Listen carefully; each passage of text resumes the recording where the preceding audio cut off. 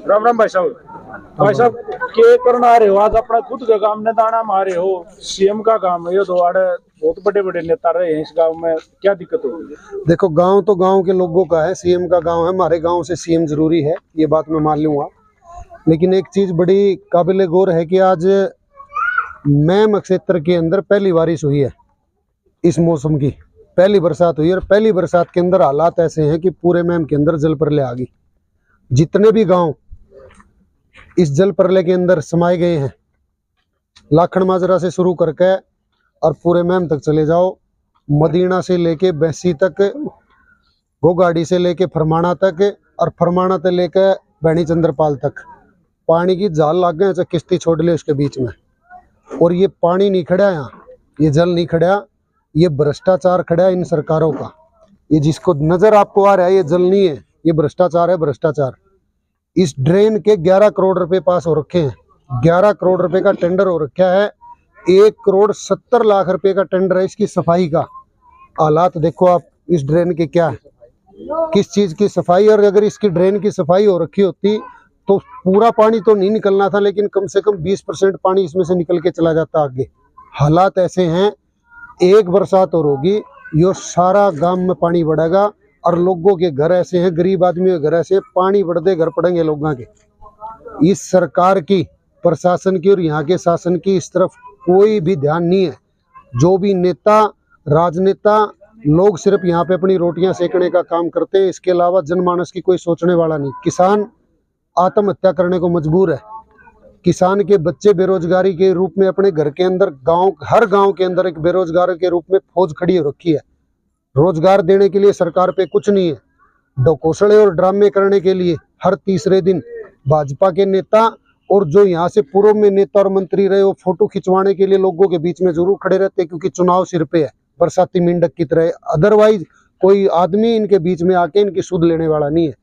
मैं सरकार से मांग करता हूँ, 50,000 रुपया एकड़ जिसकी भी फसल खराब हुई है, किसान भाई की किसी की भी फसल खराब हुई है, पूरे मैम क्षेत्र के अंदर या पूरे प्रदेश के अंदर जो जल प्रलय आई हुई है बारिश की वजह से, जल भराव की जो स्थिति हो रखी है, 50,000 रुपये प्रति एकड़ मुआवजा पंजाब सरकार की तर्ज पे हरियाणा के अंदर मिले। और जो जिसके घर के अंदर पानी घुस गया, उस घर के अंदर जो जो नुकसान हुआ उसका आकलन करके नुकसान का उस घर वाले को मुआवजा दिया जाए, गरीब आदमी की सुनवाई की जाए।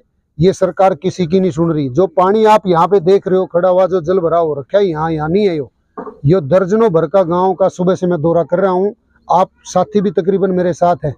हर गाँव के अंदर हालात ऐसे हैं, और ये हालात एक दिन में नहीं बन गए। पिछले 20 साल से ये फसलें खराब हो रही हैं, लगातार 28 साल हो गए। 95 बाद तो यार सारी खेती डूब, हम तो मर गए। देखो, मैं 20 साल वो बता रहा हूँ, बताओ। और मेरे तो बड़े हैं सारी चीजा में, तो 20 साल से तो मैं देख रहा हूँ कि 20 साल से हालात ऐसे हैं। जब से हमने सौदी संभाली है, 20 साल से हालात ऐसे हैं।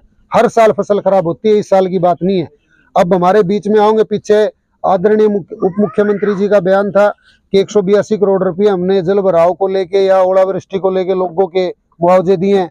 मैं यहाँ पे निंदाना गांव के अंदर खड़ा हूँ, पूरे मैम 24 के अंदर अगर किसी भी किसान के खाते के अंदर अगर 1 रुपया भी मुआवजे का आया हो, तो मैं जो भी यहाँ की सरकार या जो भी यहाँ के लोग जो दंड देना चाहे वो लेने के लिए मैं तैयार खड़ा हूँ। लेकिन अगर 1 रुपया भी किसी के खाते में, झूठ बोलने का सरकार काम करती है।